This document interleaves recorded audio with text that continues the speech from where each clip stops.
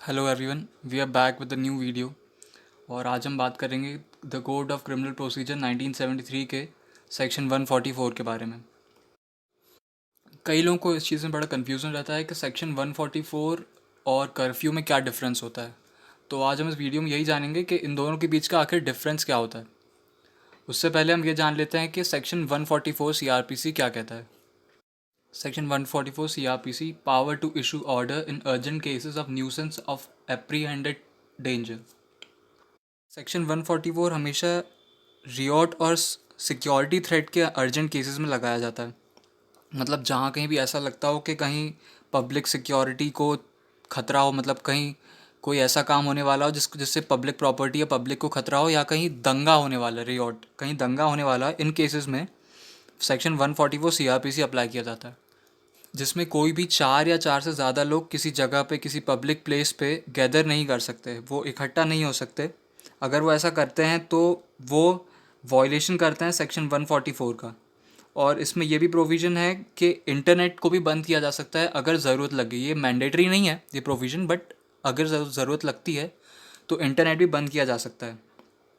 और ये जो सेक्शन है ये अप्लाई होता है डीएम के द्वारा, डिस्ट्रिक्ट मजिस्ट्रेट के द्वारा, या फिर एसडीएम के द्वारा, या फिर स्टेट गवर्नमेंट के द्वारा। ये तीन जन हैं जो इसे अप्लाई कर सकते हैं, डीएम, डिस्ट्रिक्ट मजिस्ट्रेट, एसडीएम, या फिर गवर्नमेंट। या फिर गवर्नमेंट किसी ऐसे व्यक्ति को, किसी ऐसे पब्लिक ऑफिसर को अपॉइंट करे जिसे वो स्पेशल पावर्स दे ये सेक्शन अप्लाई करने का। तो केवल यही लोग होते हैं जो सेक्शन 144 को अप्लाई कर सकते हैं।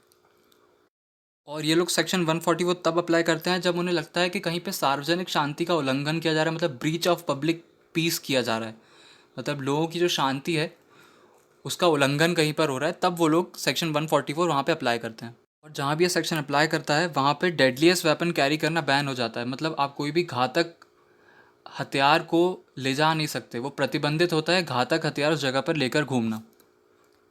और केवल जो पुलिस और सिक्योरिटी फोर्सेस होती हैं जो वहाँ सुरक्षा के लिए लगाई जाती है, केवल वो ही हथियार ले जा सकती है और हथियार रख सकती है अपने पास। उसके अलावा अगर किसी के पास हथियार मिलता है तो उसे इसके लिए पनिशमेंट दी जा सकती है। और एक सेक्शन का भी एक ड्यूरेशन होता है। इस सेक्शन को मैक्सिमम 2 महीने तक के लिए लगाया जा सकता है। लेकिन अगर गवर्नमेंट को ऐसा लगता है कि 2 महीने में भी सिचुएशन कंट्रोल में नहीं आ रही है तो वो इसे बढ़ाकर 6 महीने तक कर सकती है।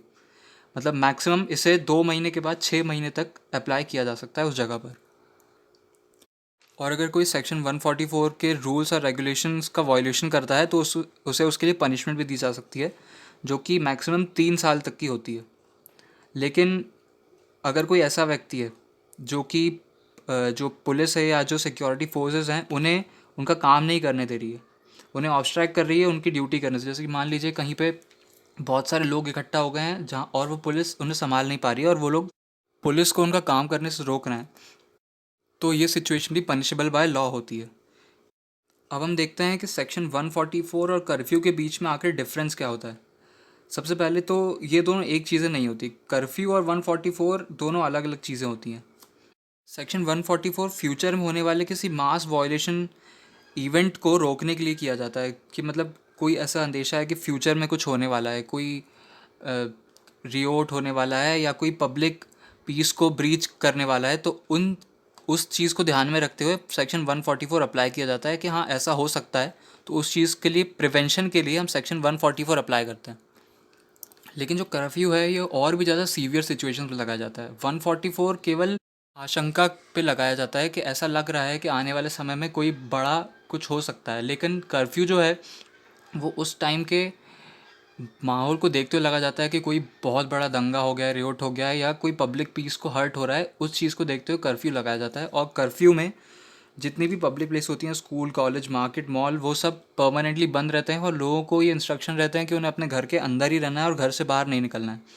जैसे कि मान लीजिए 5 दिन, 10 दिन, 15 दिन के लिए या उससे ज़्यादा के समय के लिए कर्फ्यू लगाया जा सकता है, या फिर एक दिन में 20 घंटे के लिए कर्फ्यू लगाया, 4 घंटे के लिए खुल गया, ऐसा भी कर सकते हैं ताकि लोग अपनी डेली नीड्स को कवर कर सके उस टाइम में। लेकिन 144 में ऐसा नहीं है। 144 में ये मैंडेटरी नहीं है कि सारे पब्लिक प्लेसेस को बंद किया जाए, और ऐसा ज़रूरी भी नहीं है कि वो पूरे टाइम के लिए लगा रहे।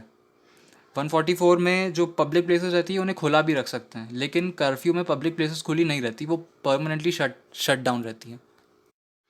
इसलिए सेक्शन 144 थोड़ा रिलैक्स, मतलब सेक्शन 144 में थोड़ी रिलैक्स सिचुएशन रहती है अगर हम उसे कर्फ्यू से कंपेयर करें तो। कि जो कर्फ्यू होता है वो हम पे काफ़ी सारे रिस्ट्रिक्शंस लगाता है। आई होप आपको ये पूरा समझ में आया होगा।